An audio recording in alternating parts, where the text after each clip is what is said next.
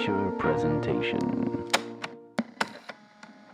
Welcome back to another Untitled TIFF review. I am one of your hosts, Matt Rorabeck. Alongside, he's allergic to tomatoes, but he is tomato meter approved, Eric Marchen. Matt, are you ready to paint a cat portrait? I am. Georgie is weirdly enough sitting on my lap as we are recording this, which she also did during this movie yesterday. So I feel like either she kind of just knows or I'm forcing that on her. Could But yeah, you feel the electricity? I can feel it right now. We are reviewing Will Sharpe's The Electrical Life of Louis Wain, starring Benedict Cumberbatch, Claire Foy. You got Stacey Martin, Andrea Riseborough, Toby Jones. You got Olivia Colman As the narrator, yeah. Taika Waititi shows up. A wild cast. There is one cameo near the end of this movie. I know what you're talking about. The person who plays H.G. Wells. Yes, that I was like, I was not expecting that. So yeah, Nevis. I don't even know who this guy is, but that's how oblivious I am when it comes to music and stuff. Nevis got it right away, or was like, oh, that's. I don't know if we should spoil it or not. No. And I was like, I don't know who that is. I'm like, literally no idea. So anyways, Will Sharpe's The Electrical Life of Louis Wain. Eric, how are you? We already reviewed the Cumberbatch dog movie. Yes. Now we're on the Cumberbatch cat film movie. Which also, again, we talked about in The Power of the Dog. You have two characters in both Jane Campion's film and this movie where there are characters named Peter, which is very interesting. Peter the cat and then Peter the creepy boy. So I thought you were saying Peter the Cody. Yeah. Sorry if I look a little weird on the video. It's just like Georgie is sitting literally on my lap. I can pick her up and maybe show her. Oh, you're gonna freak out? No? Come on. Let's see. There she is. Oh God. You're okay. As I picked her up. Eric, how are you otherwise? Good? I'm good. It's day 6 of the festival, I guess, and we're halfway through now, and we're getting to that point where we're covering more from the comfort of our own homes rather than in theater at P&I screenings or in public venues. But it's been an interesting tip because there has been this kind of sort of return to kind of a semi-normal festival experience, but then at the same time it's been pretty relaxed. Chill, they have been reinforcing health and safety, which is good. Specifically the Scotiabank Theatre, where you have to show both your proof of vaccination and ID, which I think is really great. And then the Lightbox has been doing that as well, where proof of vax they always need before you go in. So I think that's a good thing. But Matt, you talked before as well, on Twitter and things like that about sort of that kind of clustering of critics, in screenings, and it's kind of nice to not have to go to a public screening or a press screening to watch something like this, which I think kind of works at home as well as it does maybe on a big screen, and it's an Amazon release, so a lot of people will probably end up watching it at home anyway. So you're seeing it the way that most people will see it. So it's a pretty accurate kind of thing. The only thing I would have is like the only way you would have seen this movie properly masked is if you went to a TIFF screening. At like Princess of Wales or Roy Thompson Hall. I'm not sure where it was playing, or a Lightbox even.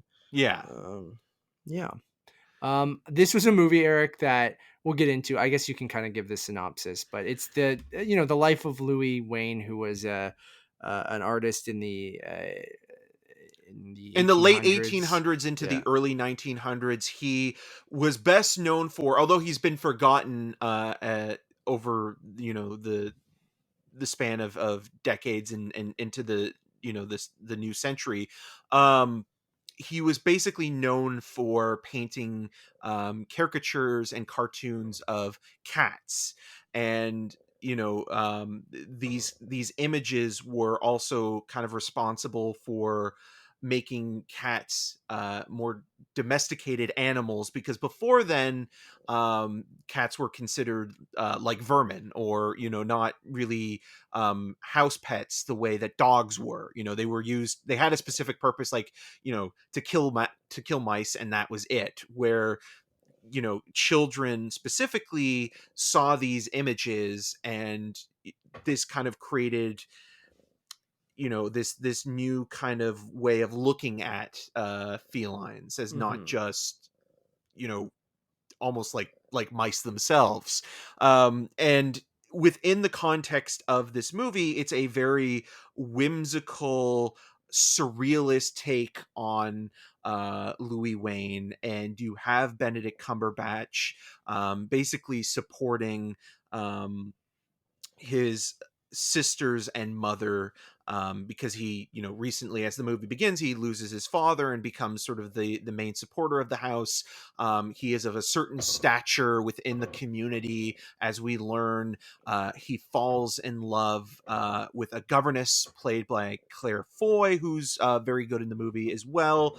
And there's something about the film that, when it comes to the whimsy, I've talked about this before, it just doesn't work for me. But at the I same knew time, watching a lot of this, I was like, I think either Eric is going to hate this, which I doesn't seem like you hated I it. didn't hate it, because I think what makes the film work is that it's basically about an outsider, Mm-hmm. somebody who is eccentric but also electric in their Mm-hmm. sort of perception of who they are as a person. And I really liked that Cumberbatch in the role, and the way that he portrays Louis Wain, is a man about town. Like, he's Mm-hmm. somebody, as we see him in the beginning, who most people seem to really like. Like, he's not considered some sort of pariah within sort of the upper class community. Like, Yeah. he does so many strange and wonderful things.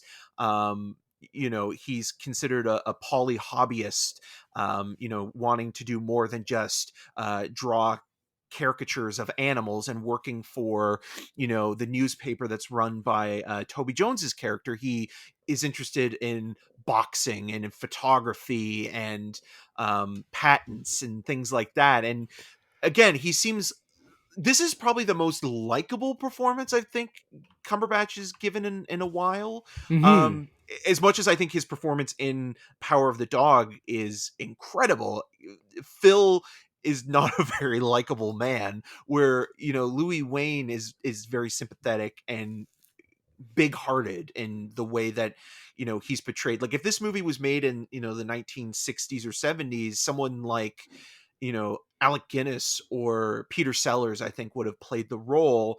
And I think a lot of the performances and the underlining tone of dealing with mental illness and Mm-hmm. loss kind of help ground some of it. But then also, it kind of did get on my nerves, where I you knew it get would. into some of Yeah. the fantastical Yeah, stuff. I knew that stuff. Watching it, I was like, "Oh, this is gonna be grating on Eric." Yeah, I mean, I'm with you. I think Cumberbatch is really, really solid and fun in the role. I think I like the first half of the film that had kind of more of an eccentric. The whole movie has an eccentric kind of tone to it, and it kind of mimics his mindset throughout the film, right? Like, as he becomes more somber, or his life is coming to an end, the movie kind of, I feel like, matches his whatever's going on in his own mind, where I feel like it starts very electric and energetic, and it's quite funny, and I kind of vibed with the eccentric style and some of that whimsy and hyper stylized elements in the first half of the movie. It's kind of has some off-kilter comedy that is, I think, very intentional throughout that first half. And it's exactly with, like, I'm not a big period piece guy, but I think if you play with the right tone and do something a little bit different and off kilter, I can get on board with it. And I think I was for about half the movie. And then a big thing happens in his life, I don't. I mean, it's a real story, but I don't want to spoil it for anyone. And I feel like after that, when the film tries to get a little bit more serious in that second half, it didn't click with me as much, and some of those stylized moments I think didn't work as much as when they were a lot of fun in that first half. But I do really like the cast. Like I thought Andrea Riseborough has some great moments that I actually laughed. I think they were intentional with her just with Well, the she's playing candle it and like, serious, but she's also yeah. the stern older sister who still loves her brother, but at the same time is trying to keep him in check because he's the one that's having to now support the entire family. Hmm. And she's having to kind of play almost weirdly the mom to him, and in terms of keeping him sort of on an even keel. And I think that relationship is interesting, where it goes and ultimately what it is. And it's there is one line that I actually really laughed at quite a bit, where Olivia Colman's voiceover narration says, after the father passed away, he became sort of the provider of the family because he was the oldest and the malest. Yeah. you know And that's what I mean. Like it does have a good sense of humor that I think I kind of vibed with throughout the entire movie. Um and I've always, I've grew up with cats, and I have my sister's cat sitting on my lap right now, and Georgie weirdly sat on our lap during the whole movie, which I said I thought was the best way to watch this. And yeah, I think that's portrayed like the love of cats in this, I think, is very sweet. And I feel like cats kind of get, a bad rap sometimes, but Especially in Paw um Patrol. they describe them quite nicely in this, and like the love for his cat Peter in this movie, and all the different cats in this, I think is quite nice coming from someone. I don't necessarily consider myself a cat person because I just don't think I'm not really an animal person or like a pet person in general. I always grew up with cats because my parents had cats and my sister loves cats, but I kind And of Cats the Musical. I do love Cats the musical, ironically, yeah. At least the movie version. But yeah, and then the 4:3 cinematography I felt like was just, again, it's some style. There's a lot of style over maybe substance in the movie, but I will take a biopic that kind of, takes some artistic liberties and makes something quirky or eccentric or unique, or rather than just kind of the paint by numbers kind of thing. And yeah, I think Cumberbatch is a lot of fun in this, and he seems like he's super genuine, and I like the character. And for someone who is important to the, maybe not the art world, but a specific part of the art world, I thought he does a good job. And it was, I think it just kind of lost me halfway through. Yeah, I mean, I don't disagree with that either. I think when it becomes a little bit more serious and has to sort of tackle mental illness, that tonal shift doesn't necessarily pay off in a way that kind of feels like it really sort of stuck the landing, Yeah. and sort of having to kind of go into a darker mode, especially even with one of the sisters played by Haley Squires when she's a little bit older, because the five sisters vary from age range from like their 30s to 40s to like their teens, and we see Hmm. them grow up throughout the the ages and the decades. And um yeah, it's just interesting as well how this portrays the artist's life, because the movie that it kind of also reminded me a little bit of was Big Eyes, where you have, Dude, it reminded me of Tim Burton and obviously Wes yeah, Anderson at times, but it has that um kind of aesthetic kind of. Claire Foy looks like Helena Bonham Carter. She does, and a little bit Um, like Emily Blunt with yeah, the red wig a little bit. It has this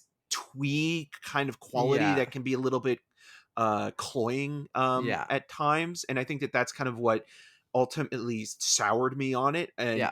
why I'm not going to give it like a 3 out of A 5. passing grade, Yeah, like yeah. I'm giving it a spoiler, I'm giving it a 2.5. But there are moments where it was like, okay, this is a little bit better than, say, like the David Copperfield's movie with Dev Patel, where that Also, was Nevis just brought that up as we was were watching it too. so, Grading to me. yeah, and clawing, if we're gonna go with the Hmm. with cat jokes or Puns or puns and whatever. things like that. um yeah, I just kind of felt that, like, overall, the thing that was most charming was the relationship between Emily and Louis, and that was kind of some of the best stuff of the film. And then when you get into that third act, as bittersweet as it is, it kind of just it's hard to kind of switch from sort of fantastical to melancholy, and to kind of do that in a really sort of compelling way where you're emotionally invested in some of those moments.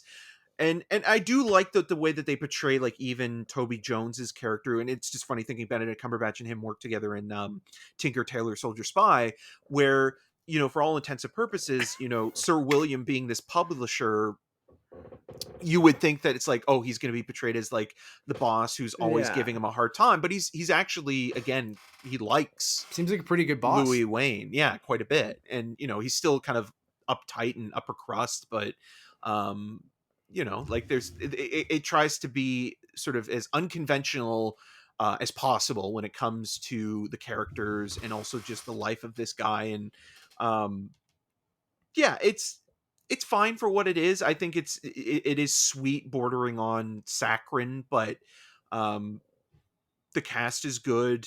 The story is sad, but overall, I just kind of felt like, yeah, it was fine. And I'm not a cat person, mostly because I'm allergic to cats. I don't have anything against them. I think I probably would have been a cat person if I wasn't. I'm almost more inherently a dog person, just based on, like, my family's always been sort of dog people. Yeah. Um, I so, get you. cat lovers unite, but yeah, it's fine. I think it's I just, agree with you. I think it's it's okay. it's a little tonally awkward for me. I just don't think it kind of meshes that kind of serious tone with its kind of eccentric, kind of comedic vibe in that, first half of the movie. But ultimately, I thought it was okay. So I think I liked it a little bit more than you. So I'm gonna give it a 3 out of 5. But watching it, I was like, I feel like Eric's not gonna like Yeah, this. I wasn't Like, the biggest fan of it, no, but but it's not I'm awful. yeah. It's a lot better than I like. It's funny because there are moments that are good, and it's Mhm. like, okay, like, I just wish that it was able to kind of keep on that sort of that Level throughout. path. Yeah. Yeah. No, I agree with you. Thank you all for listening. We have a ton of other reviews from TIFF that we were covering the entire festival, the big stuff, small stuff, foreign stuff, animated stuff, everything. So check out all of our reviews right here on YouTube, on the Untitled YouTube channel. So hit subscribe, hit that notification bell, all that jazz. You'll get all of our TIFF reviews, and then all of our reviews moving forward, as well as our main show, the Untitled Movie Podcast. We'll have a post show for TIFF and things like that. But if you like it in audio form, you can go get it over on Untitled Movie Reviews on all podcast services. Head over to our Letterboxd HQ, which is kind of the one-stop shop for everything Untitled. It's Untitled_movies. And as always, my name is Matt Rorabeck. You can find more of my work around the internet, but mostly at UntitledMoviePodcast.com. And you can follow me on all the social medias at Matt Rorabeck. And I'm Eric Marchen. You can find more of my video reviews at rogerstv.com/cinemascene, and on the social medias at EM6211. Until next time. I wonder what Louis Wain would have thought of Cats the musical. Say bye, Georgie.